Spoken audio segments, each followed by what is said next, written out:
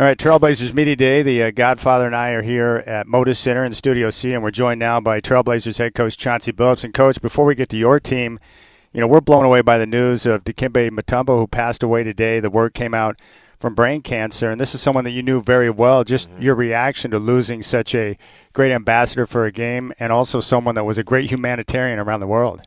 Yeah, that's tough news this morning. God took a good one when he brought Dikembe home.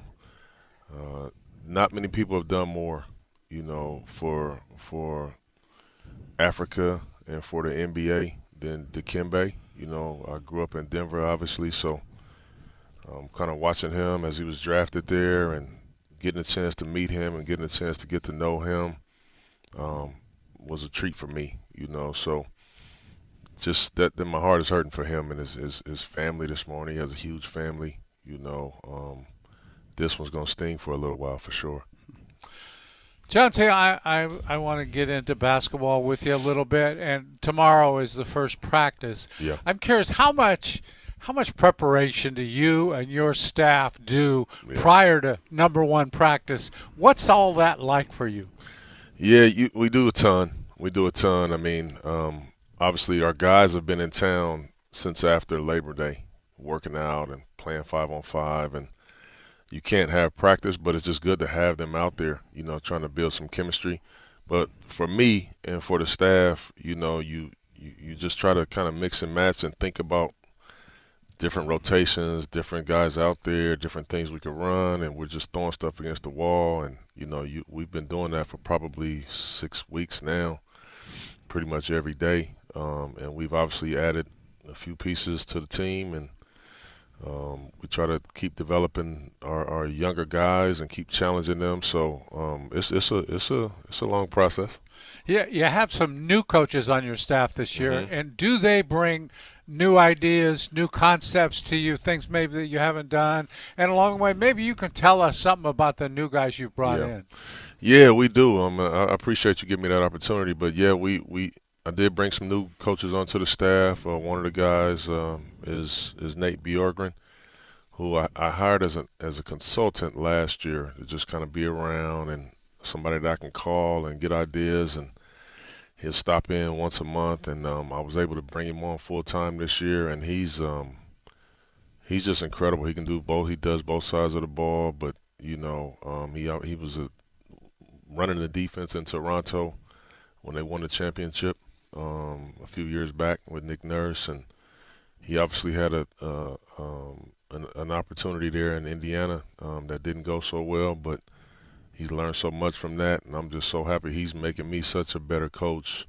He's really good. He challenges me, and I'm learning so much from him. And also another guy that I brought on, Coach Chris Fleming, who was number one assistant with the Bulls last year, ran the offense there, was a huge part of Kobe White's development. And as we know, we have, Scoot and Shaden and some really young guys here, that even Anthony, that still need a lot of development. And with me being a head coach, it's tough for me to spend every day with these guys because I got 15 of them. I got 18 of them that I got to, try to help. So Chris is going to be great. Chris is going to be helping with the offense. Obviously, we had a lot of things that were really bad last year. The offense was probably the worst.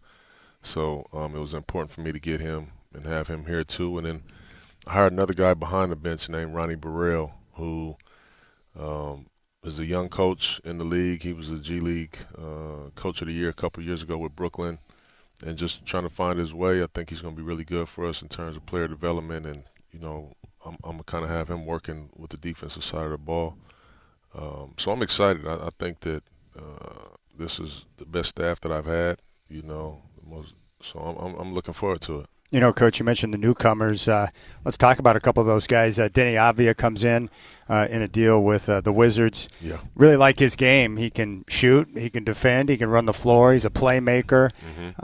What do you think about what he's going to bring to your club? I'm so excited for Denny to be coaching him. He does a lot of the things that I believe in. First and foremost, he's a competitor. He's competitive. You'll see him playing with a lot of fire out there.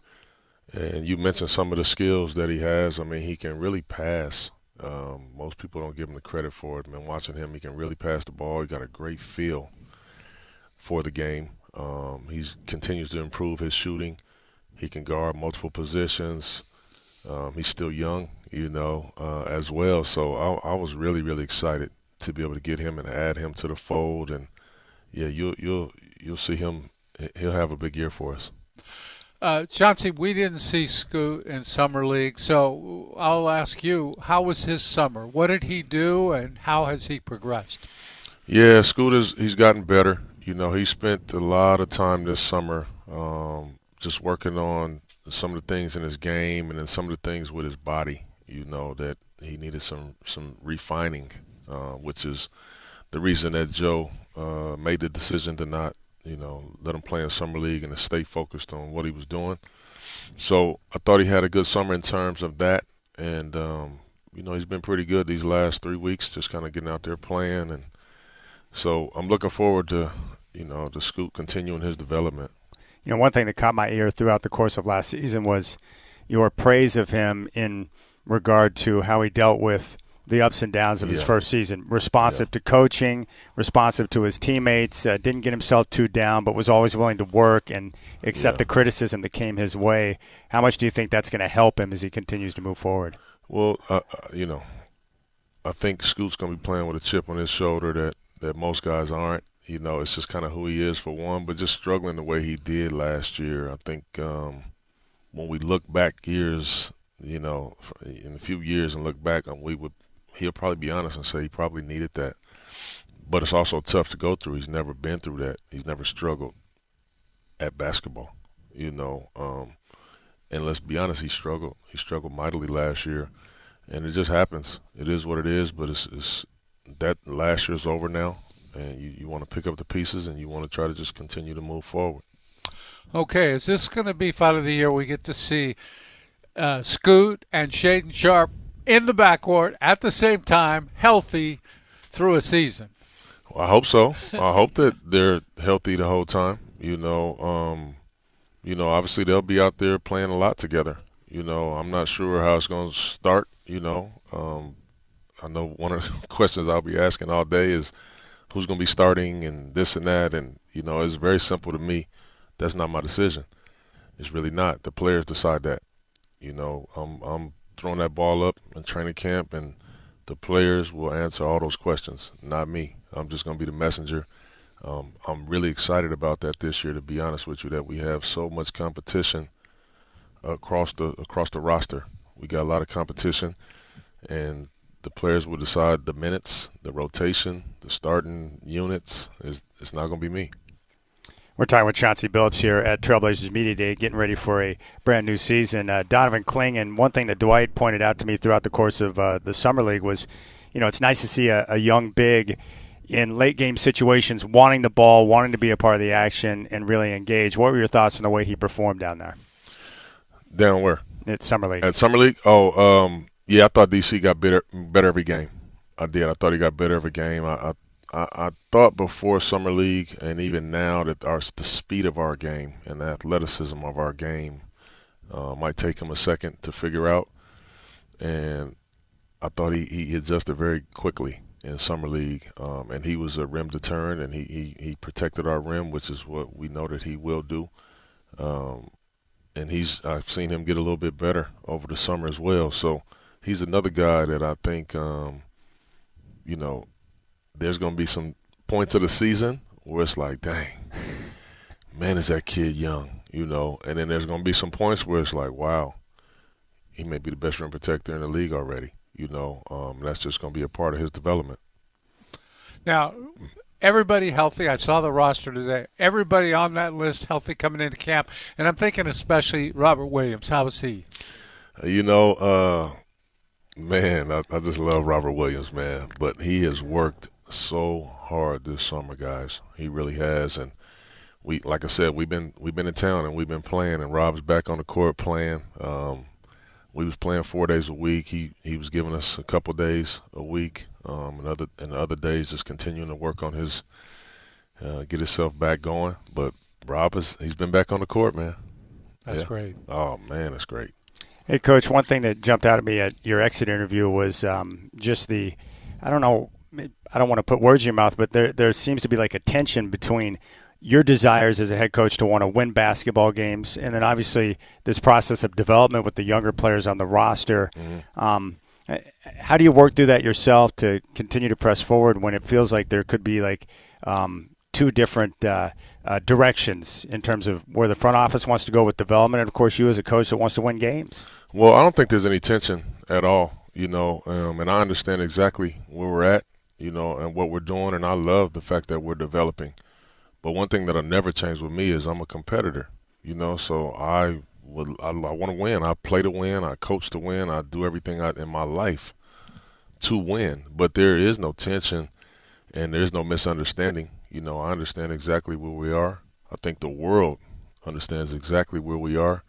And at the end of the day, I want to win, and I don't care if we have 5 All-Stars on our team or we have 0.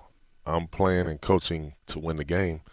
And I think that's one of the reasons that the front office and Jody and Joe and them, they love that about me, is no matter what's going on, they know where I'm headed. They know what I want to do. So, no, there's no tension at all. All right, speaking of winning, what's a realistic expectation of the kind of season you're going to have, given the roster and all that? Well, I can't obviously give you a wins, expectation. I mean, you look at the Western Conference right now, and I'm looking at, come on, guys. I'm looking at 12, 13 teams that are all playoff teams, and then we're, second youngest team in basketball. So I can't give you a wins total. For me, I want us to put a lot of pressure on teams, man. I want you got to work hard to beat the Trailblazers is what I want. And as we continue to build, this culture and what we're trying to do, like I want us putting, that's one thing, is pressure. That's my word for our team this year is pressure, because defensively I want to be applying it. And then offensively I want to play so fast and I want to play with so much pace that we put pressure on defenses all the time. And I want us to become one of the most connected groups, in the league. And to me, that's success. And whatever that means in wins, I don't know. But, I'm so happy about our team, and I'm so happy that we have competition across the board. And we just haven't had that, and I'm happy about that. Speaking of putting pressure on teams, how do you envision using the quality bigs that you have, whether it be Ayton or Donovan Clingan or Robert Williams? Can you use 2 of those guys together at the same time? How do you think that might work? Well, that's funny you say that, because those nights when all of those guys are healthy, I'm gonna be trying things. I'm gonna be trying things. Y'all know I like to play a little zone. Yeah. I'll be trying it because I know that all of the 3 of those guys can really help me win. And having Robert Williams on the floor with anybody is beneficial, just because of his IQ and the way he knows how to play, the way he knows how to pass. And I just think having those guys around, in particular Rob, from his experience with Donovan, just having them around day to day, whether they're playing on the floor together or not, what Rob will teach him is going to speed up his development, So, yeah, you'll see me trying some things out and playing 2 bigs at a time. The Clevelands of the world and the Memphises of the world and even Denver's. There's a lot of teams that kind of play 2 bigs, and it just gives me some versatility to try those things. Now, you've had a chance to watch all these guys play against each other. I was curious, you're sitting there watching. Anybody jump out at you and say, whoa, this guy's a better player than he was last year? The guy that I would tell you that has really jumped out at me this fall has been Tumani, man. Oh.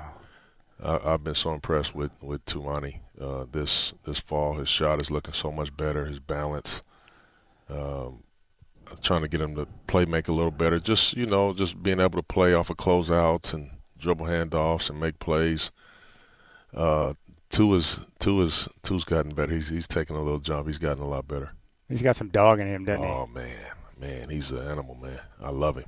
I love everything about him. We had Ant in studio probably about a month ago as he was getting ready for an event. He looks like he's in a pretty good spot right now. He is. I've had obviously a lot of talks with Ant over the summer and over the last couple of weeks, and he's been really balling as well. You know, he's turned the gym up, but more than anything, just mentally and understanding where he's at, what he wants.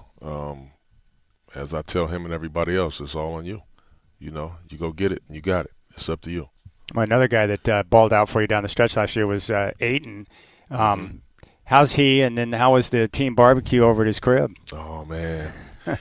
You know, I was proud of DA really for stepping up and having like the team function. Yeah, for getting the guys together. Inviting everybody back to town. And, you know, I thought it was a great kickoff event for us, and it was all his idea.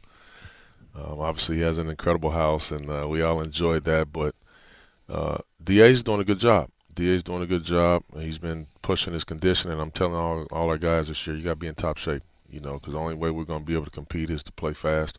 We don't have ISO guys that you could just throw it to them and they just get us a bucket every single time. We don't have those guys. So we have to play together. We got to play fast. We got to move the basketball. And they've all, you know, bought into that. But it requires you to be in tip-top shape to be able to play that way. And DA's close right now, but he's not quite there, you know, and we talk about that. So he's going to be fine. DA's going to be good. One more question. Okay. You got that option you're hanging out for next year. Uh-huh. Any change at all in that? No Do change. You expect no any? change in that. I'm not sure. I mean, to me, this is how I feel, you know. In our game right now, and with coaches, you know, you come in and they say, man, you coaching for your job, or this is the last year, or to me, every year is like the last year for you because you can get let go in your first year of a 5-year deal. You can get let go in the second, the fifth. It doesn't matter. So for me, I just want to come in and do a good job. You know, I feel like I'm light years ahead of where I was 3 years ago when I was blessed enough to get this opportunity. I mean, I'd just been coaching for 1 year. You know, what I've learned and where I've come from that point, man, I feel so amazing about myself and where I'm at. And so I'm just happy about that, you know, and I just do the best job that I can. I feel like I've always felt like I'm the best person for this job. So we shall see. Well, we feel like the option should be picked up. Can we put the word in for you somewhere? I mean, because you've embraced the entire process, man, and you've worked your ass off. I feel like the option should be picked up. I don't disagree with you, but I also don't have I can't decide that. But, you know, I agree with you, too.